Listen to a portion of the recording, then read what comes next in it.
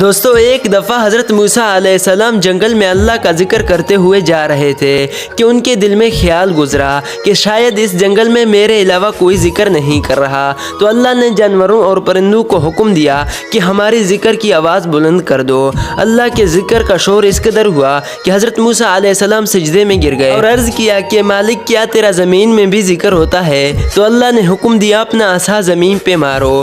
آپ نے اپنا عصا زمین پہ مارا تو وہاں سے پانی نکلنے لگا۔ تو حکم ہوا کہ اس پر بھی اپنا عصا مارو۔ آپ نے اس پر بھی عصا مارا تو ایک پتھر باہر آیا۔ جب آپ نے اس پر بھی عصا مارا تو اس میں سے ایک جانور نکلا جو اللہ کا ذکر کر رہا تھا۔ آپ نے اس سے پوچھا کہ تیری پیدائش کو کتنا عرصہ ہوا؟ تو اس نے کہا کہ میں 300 سال کا ہوں، اور اس نے بتایا کہ میں مسلسل اللہ کی عبادت کرتا ہوں۔ دن میں 2 بار مجھے پانی دیا جاتا ہے لیکن میں نہیں پیتا تاکہ میں ذکر اللہ سے غافل نہ ہو جاؤں۔